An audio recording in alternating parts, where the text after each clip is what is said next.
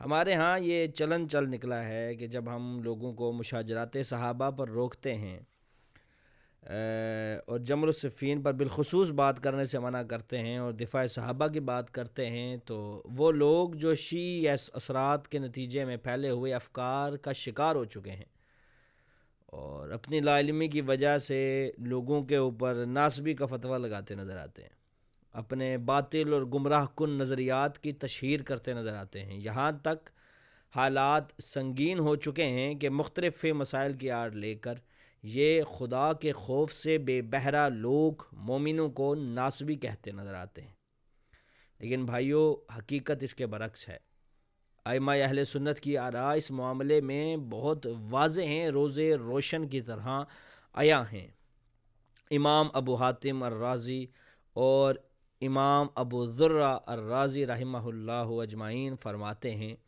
کہ رافضیوں کی یہ علامت ہے کہ وہ اہل سنت کو ناسبی کہتے ہیں۔ اسی طرح ایک قول امام علی بن مدینی کا بھی ہے کہ یعنی جب کوئی شخص یہ کہے کہ فلاں ناسبی ہے تو آپ نے سمجھ لینا ہے کہ وہ بندہ خود کیا ہے، رافضی ہے۔ اسی طرح کی بات امام اہل سنت ابو محمد البربہاری نے اپنی کتاب السنہ میں لکھی کہ جب تم کسی شخص کو یہ کہتے ہوئے سنو کہ وہ کہے کہ فلاں ناسبی ہے تو جان لو کہ وہ شخص خود ناسبی ہے، رافضی ہے۔ ٹھیک ہے، ائمہ اہل سنت کے ان اقوال کو عرض کرنے کا مقصد یہ تھا کہ یہ جو ناسبی کا کھیل ہے اور اس تہمت پرستی کا جو معاملہ ہے، اس کے اندر موجود مخفی رافضہ کی چالوں کو سمجھ لینا چاہیے اور اس کھیل کا حصہ بننے سے گریز کرنا چاہیے۔ اب بنیادی طور پر ہمیں یہ سمجھ لینا چاہیے کہ ناسبی کہتے کس کو ہیں، کیا جس شخص کو ہم ناسبی کہہ رہے ہیں کیا اس کے اوپر اس چیز کا اطلاق ہوتا ہے یا نہیں۔ تو امام شیخ محمد بن صالح فرماتے ہیں کہ وہ لوگ ناسبی ہیں جو اہل بیت سے عداوت رکھتے ہوں، ان پر طعن کرتے ہوں اور ان پر سب و شتم کا نشانہ بناتے ہوں، ایسے لوگ ناسبی ہیں اور یہ رافضہ کے برعکس ہیں۔ تو میرے بھائیو، جو شخص اہل بیت سے نفرت رکھے، ان سے پر طعن کرے، وہ ناسبی ہوگا نا؟ یا پھر وہ بندہ ناسبی، اس بندے کو آپ ناسبی کہہ رہے ہیں جو اہل بیت سے محبت کرتا ہے، اس کا اظہار کرتا ہے،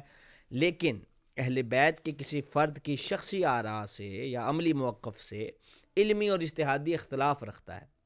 تو وہ شخص نہ تو قابل طعن ہے اور نہ ہی اس کو ناسبی کہا جا سکتا ہے۔ بائی ڈیفینیشن بات چل رہی ہے نا، ٹھیک ہے۔ اب آپ بے شک اس عالم کے موقف سے اختلاف کریں، اس کی تردید کریں، اس کے موقف کو غلط ٹھہرائیں، مگر یہ جو رافضہ نے ایک نیا طریقہ اہل سنت والجماعت کے نوجوانوں میں ڈال دیا نا کہ کوئی شخص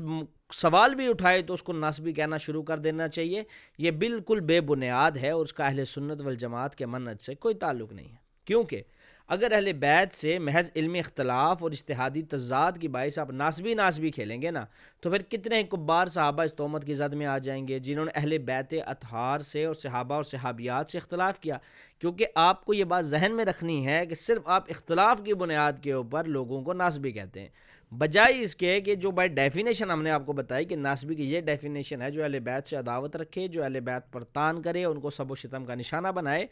وہ شخص ناسبی ہے۔ اسی طرح ہم مکمل طور پر ان کی چالوں پر چلتے ہوئے، ان کے کھیل ان کے طریقے سے کھیلتے ہوئے آخر کار کیا ہوتا ہے کہ ہم ان کے اعلیٰ کار بن کر صحابہ کرام اور صحابہ عظام پر طعن و تشنیع کا جواز پیدا کر لیتے ہیں۔